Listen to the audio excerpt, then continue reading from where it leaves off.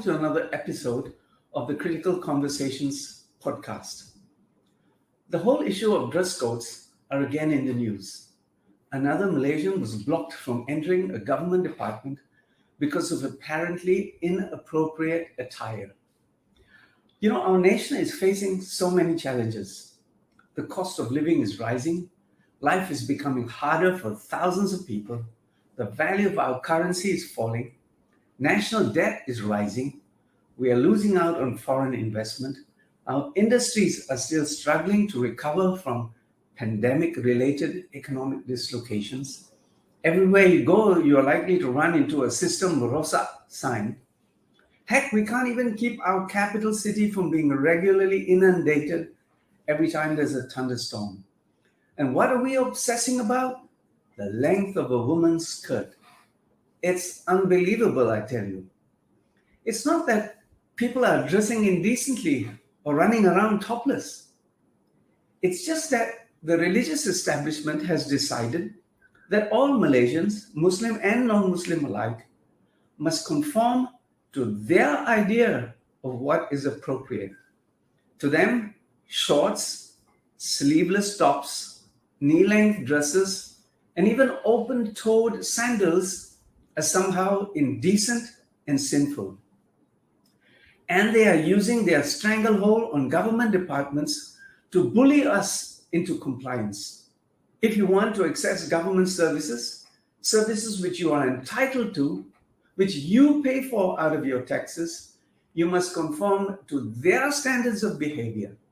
This is what the dress code issue is really all about. But who are they to tell us how we should dress?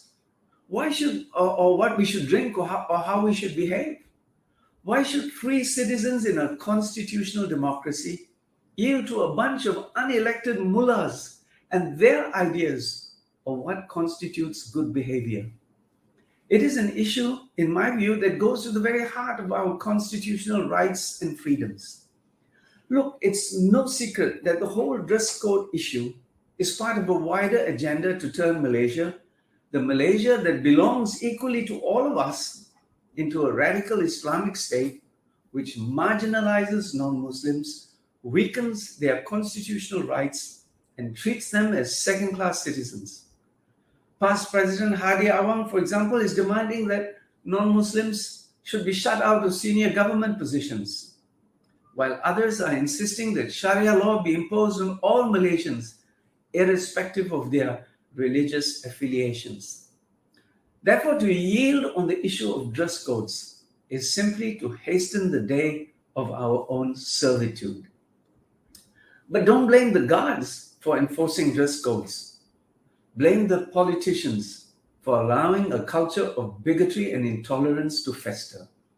They can easily put an end to all this nonsense about dress codes, but they don't. Instead, they talk about the need for respecting others, for being mindful of religious sensitivities. Sure, I support that. But isn't respect and tolerance a two-way street? Is unilaterally imposing religion-specific dress codes in a multiracial society conducive to harmony? I can understand dress codes for entering places of worship, but forbidding the wearing of a knee-length skirt to a government department, isn't that going too far?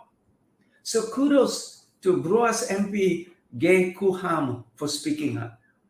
If only there were more such voices calling out bigotry and intolerance every time it raises its ugly head, perhaps it might give the mullahs pause.